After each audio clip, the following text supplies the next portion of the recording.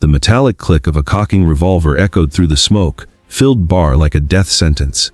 In that moment, time itself seemed to hold its breath. A loaded, .45 caliber Colt was pointed directly at Muhammad Ali's face, held by 140 kilograms of hatred wrapped in denim and leather. What happened in the next 0.2 seconds would defy every law of physics and human possibility, and transform a racist's heart forever. This isn't just another bar fight story. This is about the moment when prejudice met perfection, when hatred faced down heroism, and when the impossible became inevitable in the blink of an eye. August 12, 1967.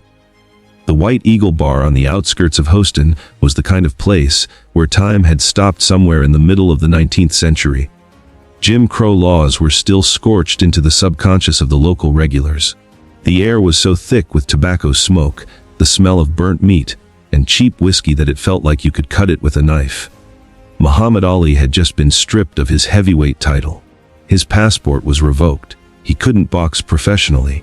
He was traveling the country, speaking at colleges, trying to earn a living while fighting a legal battle that would determine his entire future. He was tired, angry, and feeling like a hunted animal in his own country. But none of the patrons in the White Eagle knew they were in the presence of greatness. To them, Ali was just another black man who had made a fatal mistake by crossing the threshold of their sanctuary. In the center of the room, under the dim light of a single lamp, Muhammad Ali stood dressed in a simple suit, carrying himself with the dignity of a king who had accidentally stepped into a stable. He had come seeking directions, nothing more. But what he found was something far more dangerous. Opposite him, blocking the only exit, towered a mountain of flesh and hatred. The locals called him Wild Bill, 140 kilograms of live weight wrapped in denim and leather, with a beard full of crumbs from yesterday's dinner and eyes full of muddy, drunken malice. Bill wasn't just standing there. He was savoring the moment. He felt the support of his cronies surrounding him. He felt his power, his control. And in his right hand, pointed directly at Ali's face, was gripped a heavy blued, .45 caliber revolver. This wasn't a prop. This wasn't theater. The gun was loaded and Bill's finger had already turned white from the tension on the trigger. "We don't like blacks here, son," Bill growled, his voice sounding like gravel grinding in a concrete mixer. "You walked through the wrong door. Dance, boy. Dance, or I'll shoot your legs and you'll be crawling for the rest of your days." The crowd held its breath. The local rednecks smirked, anticipating a bloody show. They were certain this guy was about to fall to his knees, beg for mercy, cry and humiliate himself. This was a script they'd seen hundreds of times before. But Muhammad Ali didn't move. He hadn't even blinked. He looked directly into the barrel of the gun, and in his gaze, there wasn't a drop of fear, only an icy, almost bored calm that began to unnerve Wild Bill. Ali slowly raised his head. A barely perceptible smile touched his lips. "I don't dance to music I didn't order," he said quietly, but so clearly that every word carved itself into memory like a bullet. "But I can show you a trick, Bill. A trick you'll remember for the rest of your life. If you stay alive." This statement sounded like madness. A man facing death from a .45 caliber bullet was threatening the shooter. Bill was momentarily lost. His brain, clouded by alcohol, couldn't process this information. But instinct took over. Rage blinded his eyes. "Are you laughing at me?" he roared. And at that moment, when the tension reached its peak, when it seemed a shot was inevitable, something extraordinary happened. Ali took a step, not back, not to the side. He took a step toward the barrel. This movement was so unnatural, so contrary to every instinct of self-preservation, that Bill froze. He didn't shoot because his victim wasn't acting like a victim. Ali closed the distance, entering what should have been the death zone, and his eyes were locked not on the gun, but on the shooter's eyes. He knew a secret that Bill didn't understand. A person's reaction speed depends on their confidence, and Bill's confidence had just cracked. "You think you're strong because you have a piece of iron in your hand?"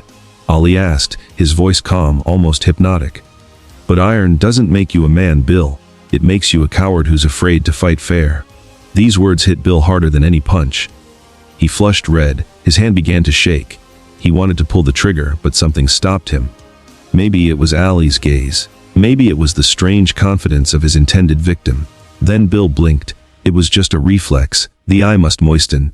It takes a fraction of a second, roughly 0.2 seconds for a complete blink cycle. But for Muhammad Ali, whose reaction speed had been measured in laboratories at 190 milliseconds, it was an eternity. In the very microsecond that Wild Bill's eyelids closed, Ali exploded into motion. What happened next defied human possibility. It wasn't the movement of a man. It was the movement of lightning captured in human form. Ali's left hand, which had been hanging relaxed by his side, lunged forward with such speed that the human eye couldn't track the trajectory. It wasn't a punch. It was a surgically precise strike to Bill's wrist at the exact point where the nerve endings come closest to the surface of the skin. The strike was delivered with such force and precision that the cowboy's hand went numb instantly. The fingers gripping the revolver's handle opened on their own, obeying not the owner's will, but the physiology of pain and shock. The Colt .45 caliber flew out of Bill's hand, spinning in the air like a propeller. It soared upward, glinting blued steel in the lamplight, and fell onto the bar counter with a heavy, dull thud. But it didn't just fall. It landed directly inside a full beer mug sitting in front of one of the patrons. Beer splashed in every direction, soaking the counter and the clothes of those sitting nearby. The sound of metal hitting liquid was like the hiss of a red, hot iron dropped into water. The entire sequence, from blink to disarmament, had taken exactly 0.2 seconds. Bill opened his eyes. He saw his empty hand. He saw Ali standing in the same pose as a second ago, as if he hadn't moved at all. That surreal visual silence reigned in the bar. No one breathed. No one moved. Bill looked at his palm, then at the gun in the beer mug, then back at Ali. His brain refused to believe what had happened. How could a man be faster than a bullet? How could anyone move that quickly? He felt his knees buckle, not from a physical blow, but from the realization of his own helplessness. He had been armed. He had been dangerous. He had held the power of life and death in his hands. But he had been disarmed with bare hands without his opponent even breaking a sweat. Ali slowly walked to the counter, pulled the wet revolver out of the beer mug, poured the beer out of the barrel, and laid the weapon down in front of him.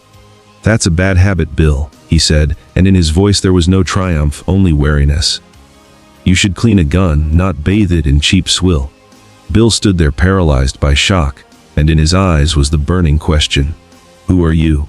The answer to that question was more terrifying than he could have imagined. The second the beer-soaked revolver landed on the wooden surface of the bar counter, time and the White Eagle finally ceased to obey the laws of physics. The sleepy, smoke-filled bar had turned into a temple of absolute, ringing silence where the only sound was the heavy, ragged breathing of Wild Bill. You probably think a fight was about to start, that Bill's friends would swarm Ali. That would be logical. It's what your brain, accustomed to Western movie scripts, expects. But here, reality broke the mold. No one moved a muscle. Why? Because what Ali had just done wasn't merely a trick. It was a demonstration of power at a level that required no confirmation with fists. The people in that bar, these rugged Texas men used to violence, felt in their bones that the man standing before them wasn't just a man. He was a force of nature. Ali didn't gloat. He didn't humiliate Bill. He took a step back, giving the cowboy space, but his gaze remained locked on his opponent's eyes. "Did you want to kill me, Bill?" Ali asked quietly. "For what? Because I'm black, or because you're afraid?" Bill flinched. He felt naked. His weapon lay on the counter, useless and wet. His defense had crumbled. He realized that all these years he had been hiding behind a barrel because he was afraid. Afraid of the world, afraid of change, afraid of people like Ali who weren't afraid of him. He slowly sank into a chair. His legs wouldn't hold him. He covered his face with his hands. It was a moment of truth, a moment where hatred gives way to shame. Ali walked over to him. He placed his massive, powerful hand on the shaking cowboy's shoulder. It wasn't the gesture of a victor. It was a gesture of comfort. "Get up, brother," Ali said. "We aren't enemies. We're just people who got lost." Bill looked up. There were tears in his eyes. He saw before him not the man he had wanted to kill moments before. He saw a man who had given him his life, though he could have taken it in a fraction of a second. And at that moment, the bar exploded, not with shouts of rage, but with applause. People clapped. They weren't clapping for Ali the boxer. They were clapping for Ali the man. They had witnessed a miracle how hatred could transform into respect in the span of 0.2 seconds. "I'm sorry," Bill whispered, his voice breaking. "I don't know why I said those things. I don't know why I wanted to hurt you." Ali's response was immediate and characteristic. "Because you're hurt, son. Hurt people. But champions help heal." The transformation was complete. Wild Bill, the The racist biker who had pointed a loaded gun at Muhammad Ali's face was now a broken man seeking forgiveness from the person he had tried to intimidate. But Ali wasn't finished teaching. He helped Bill to his feet, looked around the bar at all the faces watching them, and spoke words that would echo in that place for years to come. Strength isn't about the weapons you carry or the fear you can create. Real strength is about lifting others up when they're down, protecting those who can't protect themselves, and choosing mercy when you have the power to choose revenge. Ali ordered drinks for everyone in the bar. He signed autographs for those brave enough to approach. He shook Bill's hand, and when he finally walked out of the White Eagle into the sweltering Texas night, he knew he had won a victory more important than any title.